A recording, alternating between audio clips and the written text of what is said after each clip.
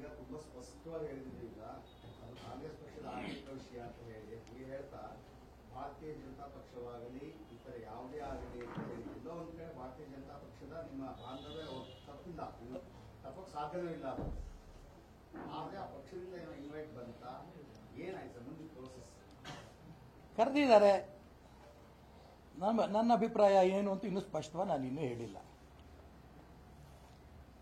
ಯಾವಾಗ ಕಾರಿ ಹಾವೇರಿ ಜಿಲ್ಲೆಯ ಒಂದು ಶಾಸಕ ಸ್ಥಾನ ಇದೆ, ಕಾಂಪಿಟೇಷನ್ ಸ್ಪರ್ಧಿಸ್ತಾರೆ ಅದ್ಯಾವುದೂ ಇಲ್ಲ.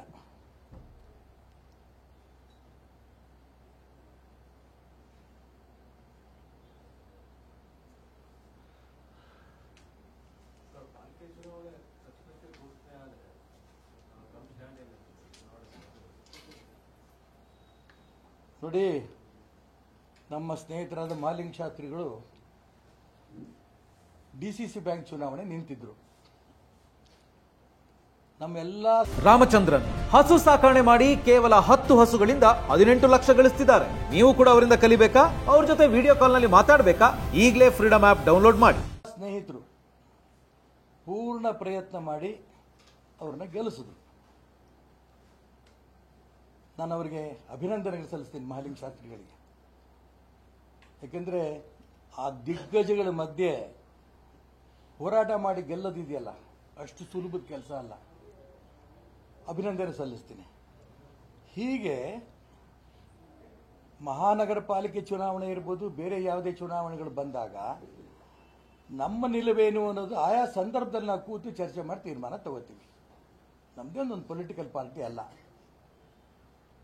ನಾವೆಲ್ಲರೂ ಕೂಡ ಹೆಚ್ಚು ಕಡಿಮೆ ಭಾರತೀಯ ಜನತಾ ಪಾರ್ಟಿಯಲ್ಲಿ ಇರೋರೇ ಅವ್ರು ಹೇಳ್ದಂಗೆ ಪಕ್ಷ ಪ್ಲಸ್ ಕಾರ್ಯಕರ್ತ ಈಸ್ ಈಕ್ವಲ್ ಟು ಹೀರೋ.